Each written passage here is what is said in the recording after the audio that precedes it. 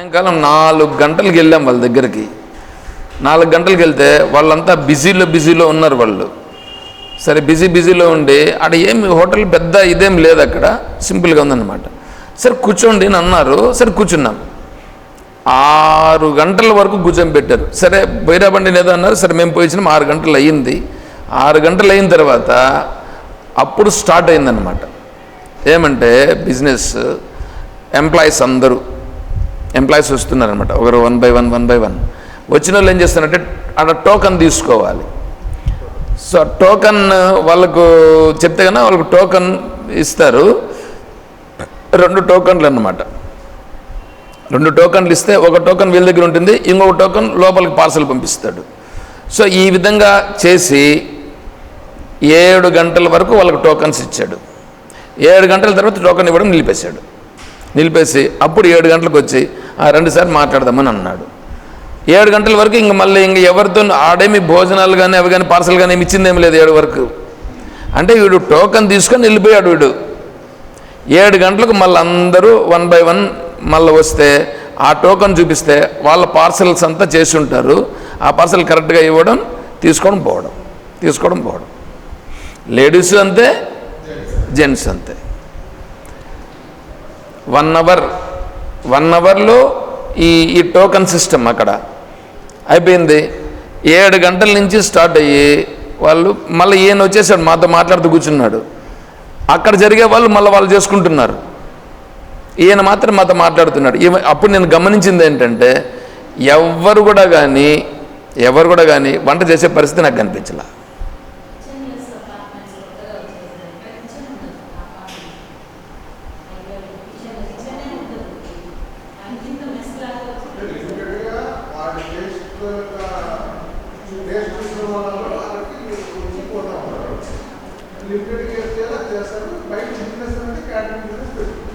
అయిపోయింది అంతే. అంటే ఇప్పుడు ఏమైపోయింది, ఇట్లాంటి వాళ్ళు ఇప్పుడు లేచి స్నానం చేస్తారండి. స్నానం చేసే దేనికి? ఫ్రెష్గా ఉండడం కోసం. సో ఫ్రెష్గా ఉండడం, రెడీ కావడం, పోవడం, టిఫిన్ చేయడం, మళ్ళీ ఆఫీస్కి వెళ్ళడం, మళ్ళీ ఏంటంటే అలా జాలీగా తిరగడం, మళ్ళీ అంతా తిరుక్కొని రావడం, మళ్ళీ టోకన్ తీసుకోవడం, మళ్ళీ తినడం, మళ్ళీ రావడం, హ్యాపీగా పడుకోవడం. ఇది సరిపోతుంది. అంటే ఇప్పుడు వీడు స్నానం చేసింది దేనికి? ఫ్రెష్నెస్. అంతేనా? సో ఫ్రెష్నెస్ కోసం చేశాడు వీడు స్నానం. సరే ఇంకొకడు ఉన్నాడు. ఇంకోటి ఏంటంటే గుడిలో పూజ చేసేవాడు ఉన్నాడు. ఈ గుడిలో పూజ చేసేవాడు స్నానం చేయకుండా వెళ్ళకూడదు అని మనం అనుకుంటున్నాం. ఈ వంట బ్రాహ్మణులు ఉంటారు. వంట బ్రాహ్మణులు ఏం చేయాలి? స్నానం చేసి వంట చేయాలి. చేస్తున్నారా?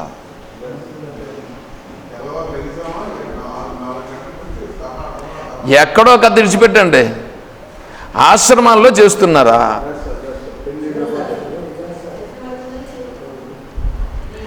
ఏమో నాకు తెలియదు. ఆశ్రమాలలో చేస్తున్నారా? కనీసం బొట్టు పెడతా ఉండరా? బొట్టు పెట్టాలా? ఎందుకు? ఇంక బొట్టు పెట్టలేదంటే ఇంక దేనికి? బొట్టు పెట్టలా, ఇంక దేనికి స్నానం చేసింది? జంధ్యం ఎందుకుంది? ఆ జంధ్యం ఎట్లుంటుందో చూసినారా ఎప్పుడన్నా?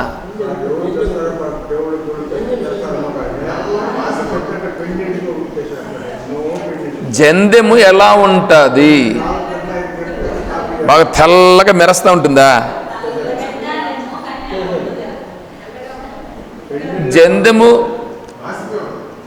జంధ్యము అందుకని సంవత్సరానికి ఒకసారి, కనీసం సంవత్సరానికి ఒకసారన్నా మార్చరా నాయనా అని చెప్పి మనకు శాస్త్రం చెప్తా. అంటే వీడేం చేశాడు తెలుసా? ఒకసారి నేను చూశాను.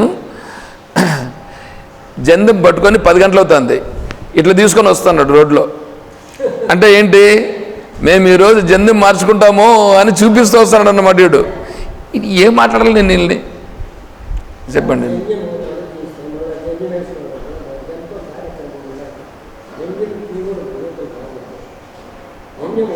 అంటే నాకు తెలదన్నమాట. నేను జంధ్యం వేసుకున్నాను కాదు, నాకు నువ్వు నేర్పిస్తా ఉండవు ఇక్కడ వచ్చి. అంటే జంధ్యం నేను తీసుకోవాలా, నేను వేసుకోవాలా?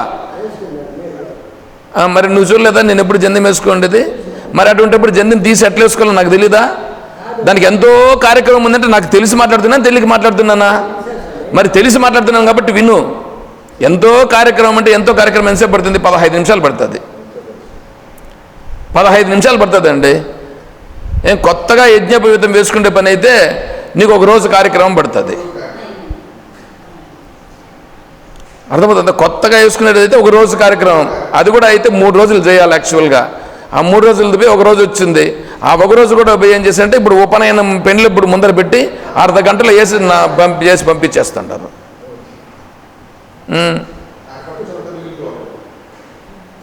సరేనా? ఎంతో కార్యక్రమం అంటే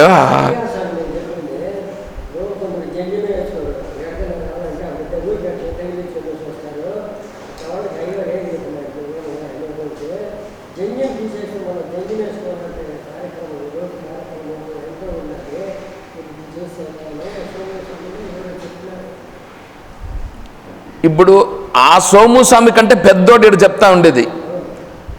ఆ సోముస్వామి లేదు నీకు ఎవరు చెప్పినారు? వాళ్ళకంటే పెద్దోడు ఇడున్నాడు. అర్థమవుతుందా? నేను చెప్తా ఉండేది ఇప్పుడు దాన్ని విను. దీంట్లో ఏమైనా డౌట్ ఉంటే అడుగు, నేను చెప్తాను నీకు సమాధానం.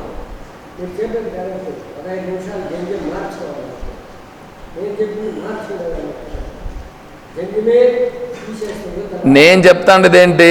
ఇప్పుడు యజ్ఞోపవీతం ఎట్లుంటుందంటే నల్లగా మసిగుడ్డ మాదిరి ఉంటుంది. ఆ మసిగుడ్డ మాదిరి ఉండేటప్పుడు వాడు కనీసం గాయత్రి మంత్రాన్ని చేస్తాడా? చెప్పండి. ఇప్పుడు మనం భోజనం చేయాలని అనుకోండి, భోజనం చేయాలంటే నీట్గా శుభ్రంగా ఉండేవాడు, శుభ్రంగా ఉండి నీట్గా వండి పెట్టినాడని అనుకోండి, వాడు చేసిన భోజనం బాగుంటుందా? లేదా ఈ మసిగుడ్డ మాదిరి ఉంటుంది చూడండి యజ్ఞోపవీతం మసిగుడ్డ మాదిరి ఉంటుంది. కట్టుకోండి ఈ పంచే, అది కూడా మసిగుడ్డ మాదిరి ఉంటుంది. గమనించండి కావాలంటే. ఎట్లుంటాయంటే అట్లాంటివంతా కట్టుకొని ఉంటారు వాళ్ళు కూడా స్నానం చేస్తారు. స్నానం ఎందుకు స్నానం చేసినారంటారు? మీకోసం ఏమైనా స్నానం చేసినట్లుగా ఉందో ఏంటో కానీ నాకు తెలియదు. కానీ ఆ ముఖాలు చూస్తే అర్థమవుతా ఉంటుంది. అందుకనే దేనికైనా యోగ్యత దాన్ని చూడాల్సి వస్తుంది. చూడండి ఏమంటే నేను చెప్తా అనేది మీరేమనుకోవద్దండి. ఇప్పుడు మనం ఏదైనా చేసేటప్పుడు దాన్ని గమనించాల్సి ఇవన్నీ ముందే కండిషన్స్ చూసుకోవాల్సి వస్తుంది. ఇవన్నీ కండిషన్స్ చూసుకోలేదని అనుకోండి. ఇప్పుడు స్వామీజీ ఏమన్నారంటే, ఇంతకుముందు కూడా ఒకసారి చెప్పాను అనుకుంటాను, ఒక అతన్ని ఏదో వచ్చి అడిగితే, స్వామీజీ నేను పలానా ప్లేస్కి వెళ్తున్నాను, నాకు అక్కడ భిక్ష ఎట్లా జరుగుతుందో ఏమో అని అడిగారు అన్నమాట. సరే దానికేముంది లేవయ్యా నేను చెప్తాను వెళ్ళు అక్కడికి అని అన్నారు. సరే అక్కడికి వెళ్ళిన తర్వాత అక్కడికి వెళ్ళిన తర్వాత అక్కడ ఋషికేశ్లో ఆశ్రమంలో స్వామీజీ పేరు చెప్తానే వెంటనే వాళ్ళు రూమ్ ఇచ్చారు, భోజన సౌకర్యాలు అన్నీ కూడా చేశారు, బాగానే ఉంది. అక్కడి నుంచి ఒక 3-4 రోజులు అయిపోయిన తర్వాత వాళ్ళు ఏదో కార్యక్రమం అయిపోయిన తర్వాత ఫోన్ చేశాడు. బాగున్నాం స్వామీజీ అని అంటూ, ఏమండి మీకు సౌకర్యాలు బాగానే ఉన్నాయా? బాగున్నాయి స్వామీజీ. భిక్ష అవన్నీ బాగానే ఉంది స్వామీజీ. అయినా స్వామీజీ ఇక్కడ ఒక్క లోటు ఉంది స్వామీజీ నాకు. ఏమిటి? బ్రాహ్మణులు వంట చేయట్లేదు స్వామీజీ. అంటే బ్రాహ్మణులు వంట చేయట్లేదు. సరే అప్పుడు స్వామీజీ అడిగారు అన్నమాట, సరే నీకు చేసిన ఆహార పదార్థాలు బాగున్నాయా లేదా? బాగున్నాయి స్వామీజీ. వేడిగానే ఉన్నాయా లేదా? వేడిగా ఉన్నాయి స్వామీజీ. బాగానే ఉన్నాయి స్వామీజీ. రుచికరంగా ఉన్నాయా? ఉన్నాయి స్వామీజీ. చేసిన మనిషి, వడ్డించే మనిషి శుభ్రంగానే ఉన్నాడా లేదా? ఉన్నాడు స్వామీజీ. మరి ఇంక నీకేమి? ఆయన కూడా సన్యాసి, మళ్ళా పోయినోడు కూడా సన్యాసి. ఏమంటే సన్యాసిగా ఉండేవాడికి మళ్ళీ బ్రాహ్మణ అనేటువంటి భావన ఉండొచ్చా? అలా ఉన్నారంటే ఇప్పుడు ఏమనాలి వాళ్ళని? ఆ జిడ్డు పోలేదన్నమాట. చూడండి ఎట్లా ఉందో. ఇప్పుడు ఈ స్నానం చేసినాడు చూడండి, స్నానం చేసినాడు ఎవరి కోసం చేశాడు? చేయాల్సింది ఇప్పుడు ఏం చేయాలంటే ఈ ఈ వంట బ్రాహ్మణులు ఏం చేస్తారంటే వేరే వాళ్ళని కూడా తీసుకుని వచ్చేసి వాళ్ళకు కూడా జంది మేసేసి తీసుకొచ్చేస్తారు.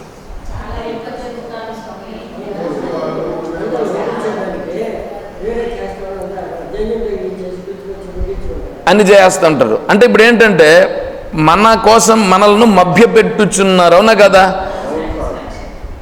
వీడు ఎట్లా ఉంటాడు, వీడు అట్లే ఉంటాడు, వాడు అట్లే ఉంటాడు. చూడండి ఎలా ఉంటుంది ఇప్పుడు ఇక్కడ.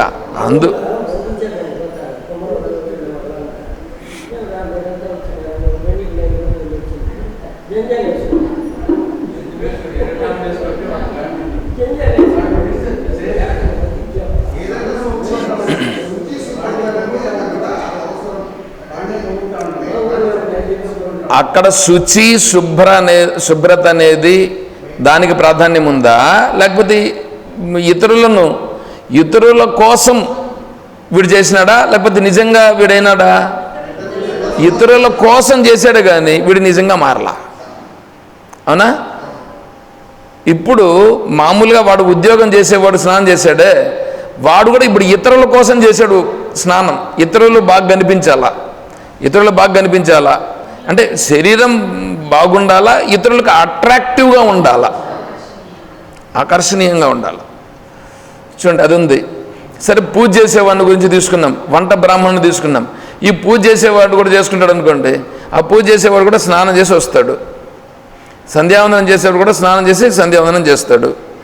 అయితే నేనేమంటున్నానంటే ఇప్పుడు ఇక్కడ పూజ చేసేదానికి వచ్చేటువంటి వాళ్ళలో రెండు రకాలు. మళ్ళీ పూజ చేసేదానికి కర్మ చేసేదానికి వస్తున్నారండి. కర్మ అంటే ఏంటి? పూజ చేయడం కర్మ. పూజ చేయడం అనే కర్మ చేసేదానికి వచ్చేటువంటి బ్రాహ్మణుడు ఆ పూజ చేసి వాళ్ళందరి దగ్గర ముందుగానే ఆల్రెడీ వాళ్ళు కూడా టోకన్ సిస్టమ్ ఉంటుంది. ఈ పొద్దు రేపు పొద్దున్నే మీరు అభిషేకం చేయాలనంటే ఈరోజు ముందే టోకన్ తీసుకోవాలి, లేదా రేపు పొద్దున్నే వచ్చిన టోకన్ తీసుకోవాలి.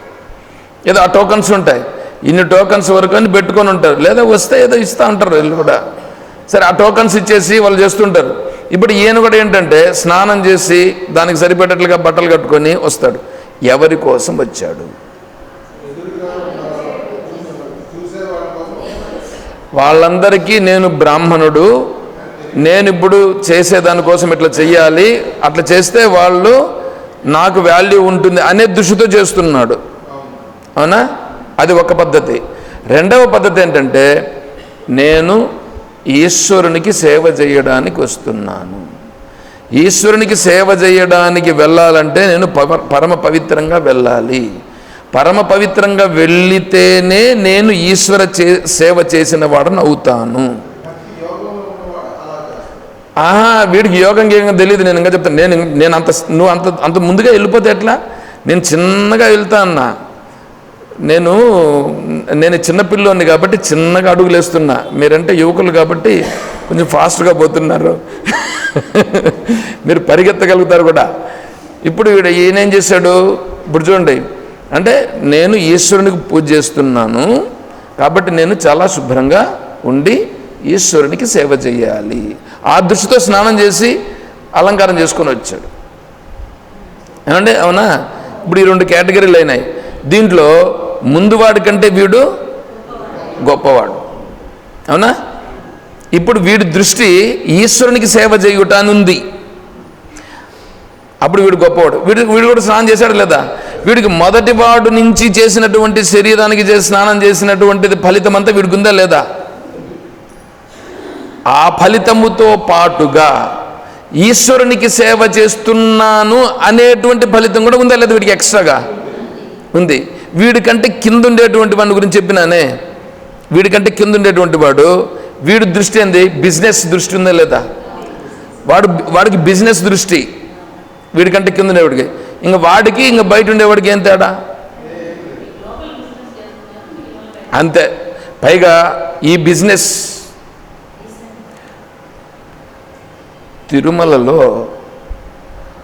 తిరుమలలో శుక్రవారం రోజు నాకు అక్కడ డ్యూటీ పడిందండి. స్వామీవారి యొక్క గర్భగుడి ఉంది చూడండి, ఆ గర్భగుడి దగ్గర నేను ఉండాలా. నాకు పడింది. సరే నేను వెళ్ళాను. వెళ్తే శుక్రవారం అభిషేకం అయితే అభిషేకం అయిన తర్వాత అవన్నీ తీసుకొస్తారుగా, దీనికి సపరేట్ ఒక రూమ్ ఒకటి ఉంటుంది. నిర్మాల్యం కాదు, ఈ అభిషేకం చేసినటువంటివి ఏవేవైతే ఉన్నాయో అభిషేకం చేసినటువంటి పంచామృతము, తర్వాత దోశలు, జిలేబీలు, లడ్డు, వడ, చాలా వెరైటీస్ అన్నీ ఉంటాయి. ఇవన్నీ పెద్ద పెద్ద అండాల్లో తీసుకొని వస్తారు. ఆ అండాలన్నీ స్వామివారికి అభిషేకం అయిపోయిన తర్వాత అవన్నీ ఈ నేరుగా ఇక్కడికి వచ్చేస్తాయి. వీళ్ళకు కొన్ని వచ్చేస్తాయి, ఇంక మళ్ళీ మిగతాటివి వాళ్ళకు కొన్ని ఇవే ఉంటాయి. సరే వీళ్ళకి వచ్చినాయి. వీళ్ళకి వస్తే దీంట్లో నుంచి ఏం చేస్తారంటే ఈ అభిషేకం చేసినటువంటి టికెట్లు తీసుకుంటారు చూడండి, వాళ్లకు ఆ లడ్డు, ఆ అభిషేక తీర్థము అవన్నీ కొన్ని పార్సల్ చేసి వాళ్ళకి ఇవ్వాల్సి వస్తుంది. ఆ టికెట్ మనం తీసుకొని వెళితే కన్నా ఆ టికెట్ను వాళ్ళు పెట్టుకొని ఆ అభిషేకం చేసినటువంటివన్నీ కూడా వాళ్ళకి ఇస్తారు. ఇప్పుడు వాళ్ళకి ఇస్తూ ఉండగానే రికమెండేషన్ లెటర్స్ కొన్ని వచ్చినాయి. ఎవరికి? ఈ తీర్థాలు ఇవన్నీ ఇస్తారు చూడండి, వీడికి రికమెండేషన్ లెటర్లు వస్తాయో ఉండయా నువ్వు, ఈయన అంటాడు ఇప్పుడు ఉండయా నువ్వు. ఆడ రికమెండేషన్ లెటర్ తెచ్చింది ఎవరు తెలిసిన, డిఎస్పి దగ్గర నుంచి లెటర్ తీసుకొచ్చారు వాళ్ళు. వాడు వచ్చినటువంటి వాడు కూడా కింద క్యాడర్ రోడ్ ఏం కాదు, పెద్ద క్యాడర్ రోడే వచ్చాడు. వచ్చినా కూడా మాట్లాడుతూ ఉంటే ఉండయా నువ్వు, నాకు తెలుసు కానీ నాకు ఫోన్ చేసిన నాకు తెలుసు నువ్వు ఉండు అని. ఇట్లాంటివి 1 2 కాదు, నేను ఆడున్నా కదా, నేను చూసినాను కాబట్టి చెప్తున్నాను నేను. ఇప్పుడు ఇదంతా మళ్ళా దానికి వెనకాల మళ్ళా ఏదో అంటే ఇంక వెనకాల ఏందో నేను ఇంకా దాన్ని ఎంత చెప్పాల్సిన పని ఉందా, మీరు అర్థం చేసుకోండి. అవన్నీ అయిన తర్వాత ఆ లావాదేవీలు ఏంటో అయిన తర్వాత మళ్ళీ వాళ్ళకి ఇచ్చాడు. సో ఇప్పుడు ఇదేంటి, ఇది బిజినెస్సా కాదా? అదొక పెద్ద బిజినెస్ ఏమండి.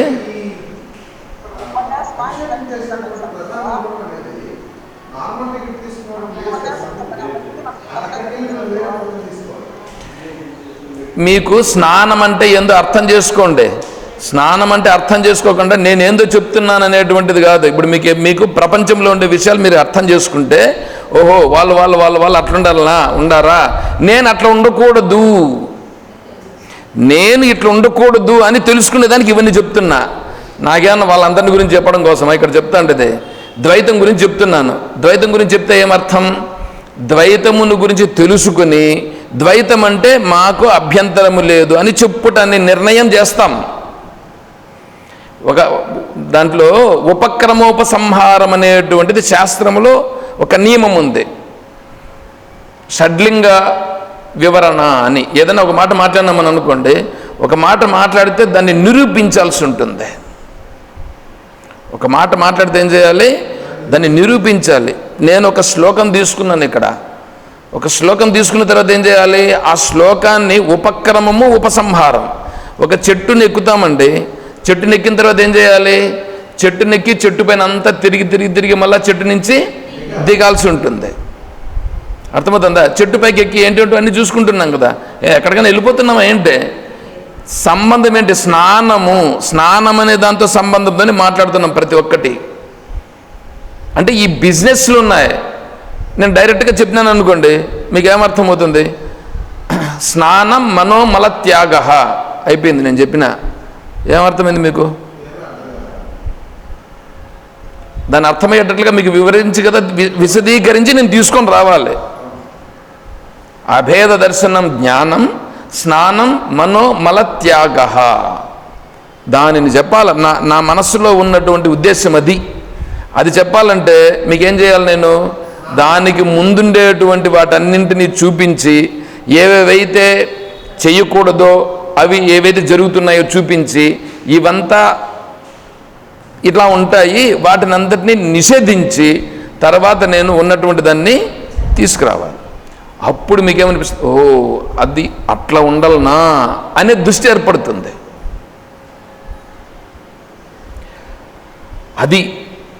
మనం మాట్లాడేటప్పుడు మీకు బోర్ అనిపించవచ్చు, లేదా సుత్తి అనిపించవచ్చు, లేదా ఇంకోటి అనిపించవచ్చు. విచారణలో కొద్దిగా ఆలోచన చేస్తే అప్పుడు అర్థమవుతుంది మీకు. సరే, ఇప్పుడు ఏంటంటే అక్కడ కూడా వాళ్ళు స్నానం చేశారు, పూజ చేశారు. దేనికి? బిజినెస్ అయింది అంతే. ఇప్పుడు వాళ్ళకంటే కూడా ఇప్పుడు మనం చెప్పుకున్నాం చూడండి, దేవునికి పూజ చేయడం కోసం వచ్చాడు, వాడు గొప్పవాడు కదా.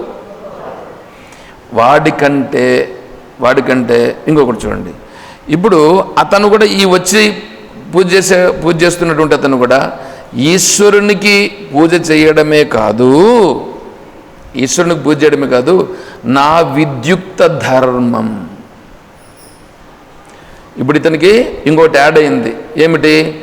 నా విద్యుక్త ధర్మం, నా కర్తవ్యం, శాస్త్రము ఇలా చెప్పుచున్నది. అంటే శాస్త్రం చెప్పిన పద్ధతి ప్రకారంగా నేను చేస్తాను, శాస్త్ర పద్ధతి ప్రకారంగా నేను పాటిస్తాను అనేటువంటి దృష్టితో వచ్చినాడు. అంటే ఇతను కూడా స్నానం చేశాడు, దానికి సరిపోయేటట్లుగా వస్త్రాలంకారం చేసుకున్నాడు, శుభ్రమైన వస్త్రాలు వేసుకున్నాడు, ఆ శుభ్రమైన వస్త్రాలతో పాటుగా బొట్టు అవన్నీ కూడా పెట్టుకున్నాడు. ఇప్పుడు వచ్చి స్వామికి సేవ చేస్తున్నాడు. ఇట్లా స్నానం చేసి సేవ చేస్తున్నటువంటి ఇతనున్నాడే, ఇతనికి కూడా ముందరుండేటువంటి వాళ్ళందరికీ శరీరానికి కలిగినటువంటిదంతా ఇక్కడ కలిగిందా లేదా? కలిగిందిగా. ఇప్పుడు అక్కడి నుంచి ఇప్పుడు ఇతను బిజినెస్ చేస్తున్నాడా? ఇప్పుడు ఎదురుగా ఉండేటువంటి వాళ్ళు ఏదున్నదో, ఇప్పుడు ఏంటంటే ఏదైనా సరే పూజ చేసేటప్పుడు ఎలా చేయాలని అంటే, ఇప్పుడు ఈ మధ్యలో ఉన్నటువంటి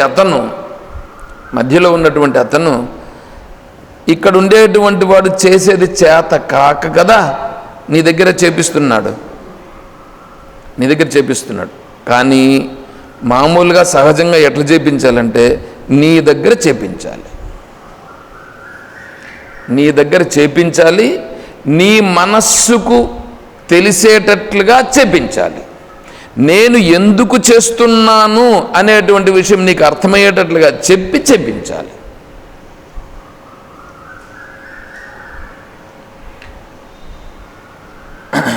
నియతం సంగరహితం అరాగద్వేషత కృతం అఫలాప్రేప్సన కర్మ యతత్ సాత్వికముచ్యతే. కర్మ చేసేటప్పుడు ఇట్లా చేయాలి. నియతం సంగరహితం అరాగద్వేషత కృతం అఫలాప్రేప్సన కర్మ యత్తత్ సాత్వికముచ్యతే. అఫలాకాంక్షిభిర్యజ్ఞో విధిదృష్టోయ యుజ్యతే యష్టవ్యమేవేతి మనః సమాధాయ చ సాత్వికః. చూడండి, ఇవన్నీ ఇది నేను భగవద్గీత శ్లోకాలు చెప్తున్నాను, నేను ఇంకెక్కడో ఏమో చెప్పట్లేదు. అంటే అఫలాకాంక్షిభిః దాంట్లో నుంచి ఏమి ఫలం వస్తుంది అని చూచుటలా, దానిని ఎదురు చూచుటలేదు, దాని నుంచి ఏదో వచ్చేది వస్తుంది.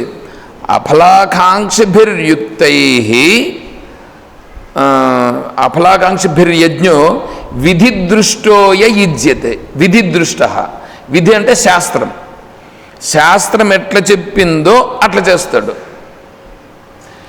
యష్టవ్యమే వేతి, ఆ యష్టవ్యం అంటే అక్కడ చెయ్యవలసిన వ్యవహారాలు ఇష్టపూర్వకంగా చేస్తాడు. మనః సమాధాయచ, మనస్సమాధానము కలిగేటట్లుగా చేయాలి. ఎవరికి మనస్సమాధానము? తను చేసుకుంటా ఉంటే తనకు కలగాలి, వేరే వాళ్ళ తరఫున చేస్తూ ఉంటే వాళ్లకు కలిగేటట్లుగా చేయాలి. వాళ్ళకు కలిగేటట్లుగానంటే వాళ్లకు విషయము తెలియచేస్తూ వాళ్ళ దగ్గర చేపించాలి. మీరు చూసుకోండి, శ్లోకం కావాలంటే 18వ అధ్యాయంలో ఉన్నటువంటి శ్లోకాలు ఇవి నేను చెప్పాను. ఇప్పుడు ఉన్నాయా లేదా శ్లోకాలు? అంటే మనస్సమాధాయచ, మనస్సుకు సమాధానపడి చెయ్యాలి. అంటే వాళ్ళ మనస్సుకు అమ్మయ్య ఇట్లా చేయాలనా యజ్ఞం అంటే, ఇలా చేయాలా పూజ అంటే, అభిషేకం అంటే ఇలా చేయాలా? సరే, గర్భగుడిలోకి వాళ్ళు రాకూడదు అని అనుకోండి, ఒకవేళ పెట్టుకున్నారు వీళ్ళు, ఓకే ఉండని. ఇప్పుడేం చేయాలి? ఈ గర్భగుడిలో వీళ్ళుంటూ వాళ్ళ చేతులతోనన్నా కనీసం తీసుకొని, వాళ్ళ చేతులతో ఏదైతే చెప్తున్నారో ప్రతిసారి, అందమ్మా మీరు అది ఇవ్వండి, పలానది ఇవ్వండి, ఇప్పుడు పలానది ఇవ్వండి, ఇప్పుడు పాలాభిషేకం ఇప్పుడు చేయాలి, పాలు ఇవ్వండి, మీ చేతులతో ఇవ్వండి. ఇప్పుడు పాలాభిషేకం చేసేటప్పుడు పాలు కానీ పెరుగు కానీ మీరు ఏదన్నా సరే చూడండి, ఏమంటే భగవంతుని పైన పాలు పడలనా వీడి చేతికి తగిలి పడలనా? పాలు కదా పడాలా? మీరు చూడండి, ఎప్పుడన్నా చూడండి, ఎవరినన్నా చూడండి, వీడి చేతిలో బడి పోస్తాడు ఇట్లా. వీడి చేత్తో ఎందుకండి? వీడి చేతికుండేదంతా పడలనా ఆ విగ్రహం పైన? అర్థమవుతుందా? వీడి చేతికుండేది పడాలనా, పాలతో డైరెక్ట్గా పడాలనా?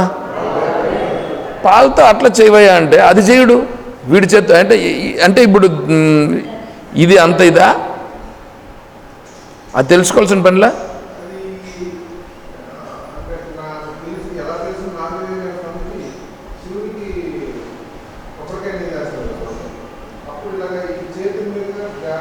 ఎవడు చెప్పాడు? ఎవడు లేదు, వాడికి తెలియనివాడు చెప్పినాడు. అంతా తప్పు. ఇప్పుడు కొబ్బరి నీళ్ళు ఈ కొబ్బరికాయ, ఇప్పుడు కొబ్బరి నీళ్ళు అంటే ఏంటండి? శుద్ధోదక స్నానం. శుద్ధోదకం అంటే ఏంటి? ఇంతవరకు దాన్ని ఎవరు టచ్ చేయలేదు. మరి నువ్వేంది టచ్ చేయడం? మరి నువ్వు టచ్ చేస్తే అప్పుడు ఏమైంది?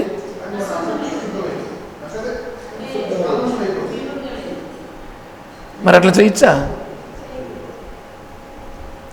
నేను ఎందుకు చెప్తున్నాను? ఇప్పుడు ఇలా చేస్తున్నాడు అనుకో, ఒకడు ఇలా చేస్తున్నాడు అనుకో, ఇప్పుడు ఇతను చేస్తూ ఉండేటువంటిది ఏ స్థాయి ఉంటుంది? ఇతను చేస్తూ ఉండే స్థాయి ఇంతకు ముందు చెప్పుకున్న వాని కంటే అటుకు అయిపోయింది. విడిచిపెట్టండి, మళ్ళీ దాని గురించి వద్దు. నేను ముందుకు వెళ్ళిపోయినాను. ఇప్పుడు ముందుకు వెళ్ళిపోయినాను. అప్పుడు ఇతను విధి ప్రకారంగా చేస్తుంటాడు. విధి ప్రకారంగా చేస్తుంటే వీళ్ళకి ఇష్టం ఉండదు, ఎదురుగా ఉండే వాళ్ళకు ఇష్టం ఉండదు. ఈ స్వామి ఏంది 3 గంటలు చేస్తాడు అభిషేకం చేసేమంటే కూడా. అభిషేకం అయితే ఆ స్వామికనైతే 30 నిమిషాలు అయిపోగొడతాడు. పట్ట అని 30 నిమిషాల్లో చేసేస్తాడు. ఈ స్వామి ఏందేనా 3 గంటలు చేస్తున్నాడే. మా దగ్గర అంతా అయిపోయి ఆ స్వామి అంతా ఇట్లా చేయడు. అంటే ఈ స్వామికి తెలియదు. ఇవి నేను అనుభవించినాను కాబట్టి చెప్తున్నానప్ప. నన్ను ఒకసారి అభిషేకం చేయమంటే ఎవరో పిలిస్తే వెళ్ళి నేను ఇలా నేను చేస్తే వాళ్ళు అలా అన్నారు. అవునమ్మా కరెక్టే అని అన్నాను.